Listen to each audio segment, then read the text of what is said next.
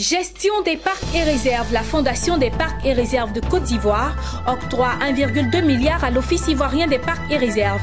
Cette subvention vise une meilleure gestion des parcs et réserves naturelles de la Côte d'Ivoire.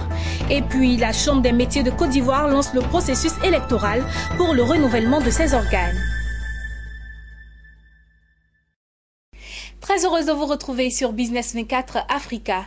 La Fondation des parcs et réserves de Côte d'Ivoire octroie une subvention de 1,2 milliard de francs CFA à l'Office ivoirien des parcs et réserves OIPR. Cet appui vise une meilleure gestion des parcs et réserves naturelles de Côte d'Ivoire. Une signature de convention matérialisant ce don a eu lieu dans les locaux du ministère de l'Environnement à Abidjan Plateau. Le reportage de Walter Kofi et Ezekiel Siri, commenté par Daniel Kodio. 1,254 milliards de francs CFA. C'est le montant alloué à l'Office ivoirien des parcs et réserves OIPR. Cette subvention de la Fondation pour les parcs et réserves servira au réaménagement et à la valorisation des parcs nationaux d'Azani, de la Komoué, du Mont Sangbé et de Taï.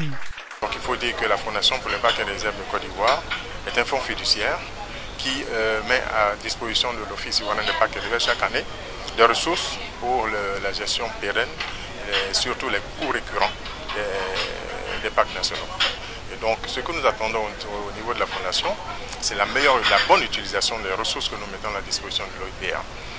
Pour l'exercice 2020, l'Office ivoirien des parcs et réserves entend continuer à jouer son rôle dans la bonne gestion des fonds attribués. Elle compte intensifier ses actions d'aménagement, de sécurisation et améliorer la vie des populations riveraines des parcs et réserves. Donc la première action, il faut dire que c'est pour assurer l'intégrité de ces parcs nationaux. Donc une partie des fonds va servir au financement des activités de patrouille de nos équipes. Un deuxième élément, c'est pour mettre en place les activités de collecte des données au niveau des parcs nationaux. Et une troisième action qui est importante, c'est nos relations avec les populations qui sont à la périphérie. Donc il y a des micro-projets générateurs de revenus que nous allons financer et les infrastructures sociales de base. Nous allons apporter des appuis pour pouvoir mettre en place ces infrastructures sociales de base, notamment réhabilitation des centres de santé, équipement d'école et bien d'autres éléments que nous apportons aux populations pour améliorer leur bien-être. Les partenaires financiers et techniques, notamment la France et l'Allemagne, se réjouissent des résultats constatés et encouragent les parties prenantes à relever les défis économiques et à s'orienter sur les questions liées au réchauffement climatique. Depuis 2012, sur l'agriculture, environnement, biodiversité, ce sont 134 milliards de CFA qui ont été investis jusqu'à présent en appui à ces secteurs. Nous maintenant, nous envisageons des soutiens dans le futur à ce système de conservation, peut-être en mettant davantage l'accent sur le lien avec la lutte contre le changement climatique.